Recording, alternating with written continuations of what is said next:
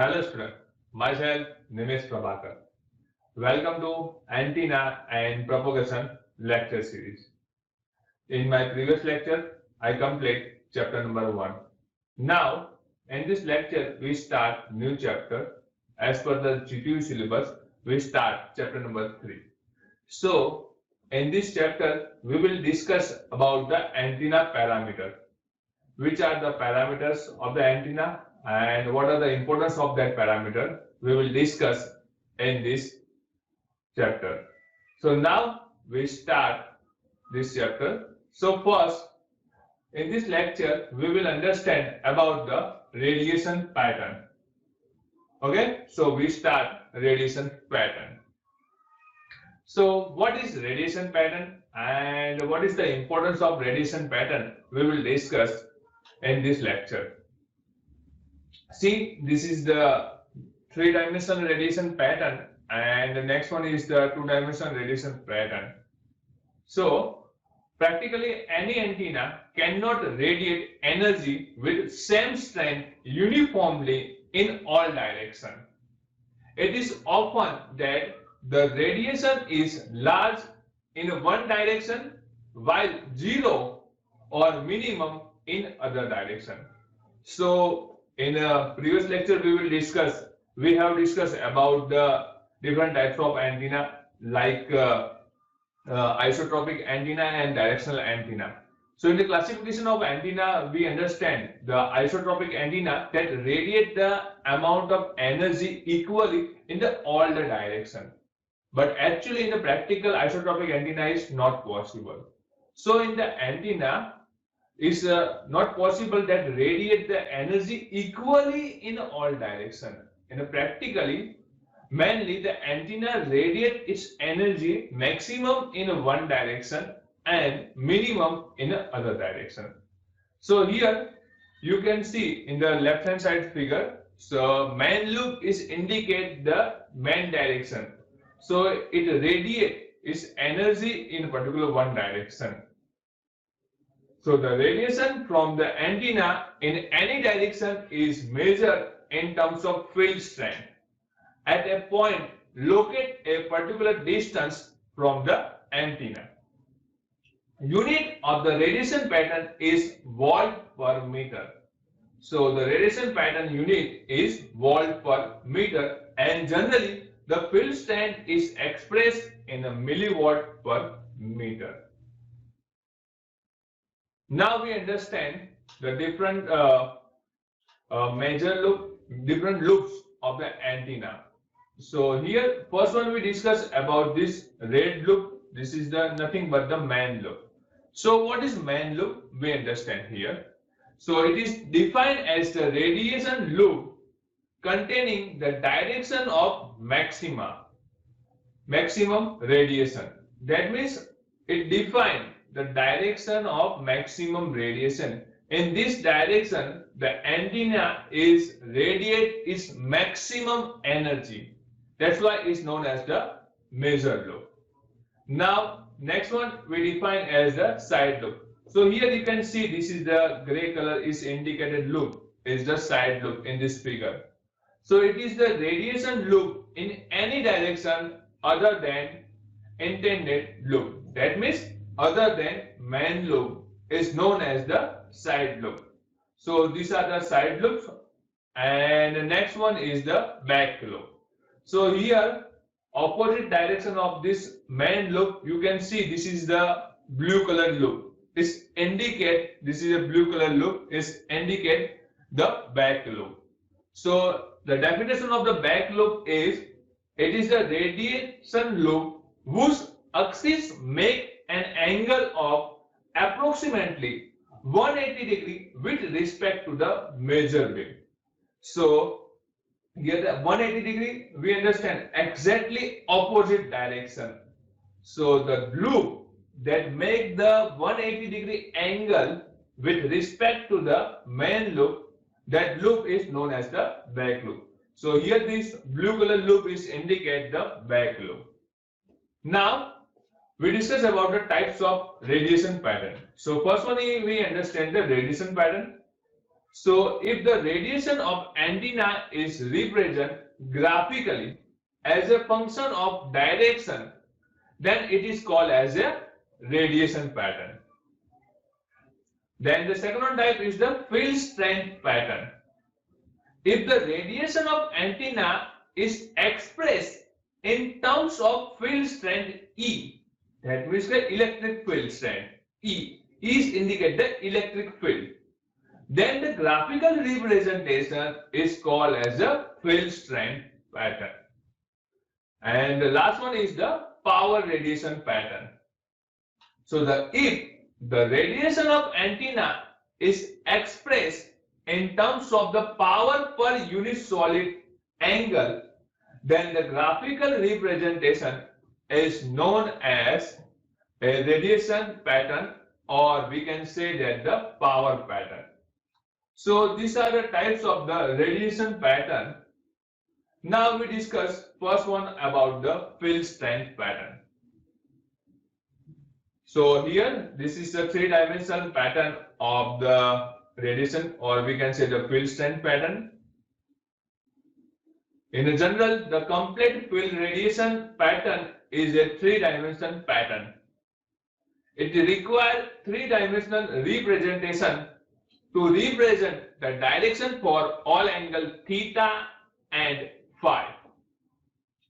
A complete three-dimensional field radiation pattern for a maximum radiation of antenna is shown here in this figure. So here in the center of this is the radiation pattern indicate, and this is the three-dimensional complete radiation pattern. We can see this is the major lobe here, and we can also see the minor lobe and the back lobe in this antenna. Now, to represent field radiation pattern, a spherical coordinate system is most suitable. In the figure R, this R is indicate the distance from the antenna located at the origin of the distance P. From the figure, it is clear that the field pattern consists main loop in a Z direction. We can see here the main loop is in the Z direction, where the theta is equals to 0. Then the major or the minor loop on the side and the null between the different loops indicate the minimum or the zero radiation.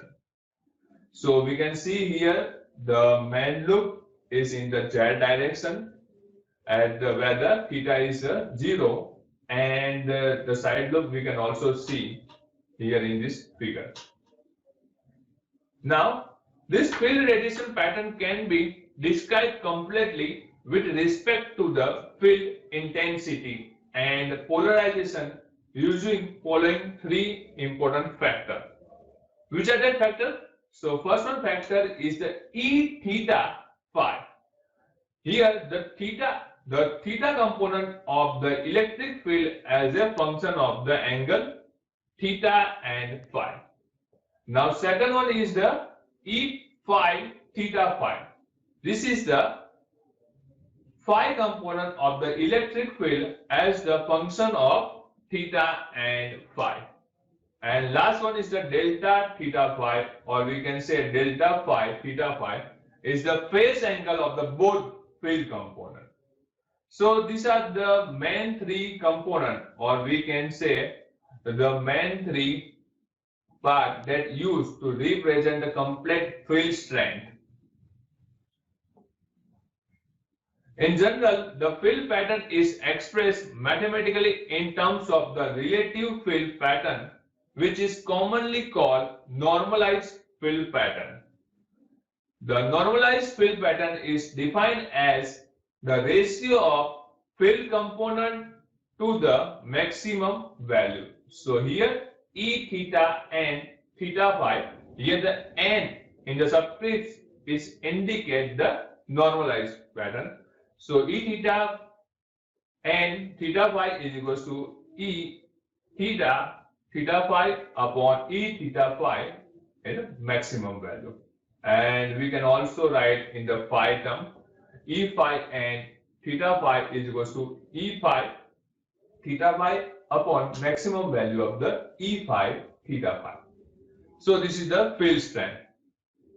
Now we define, so here we can see the radiation pattern in E plan and H plan.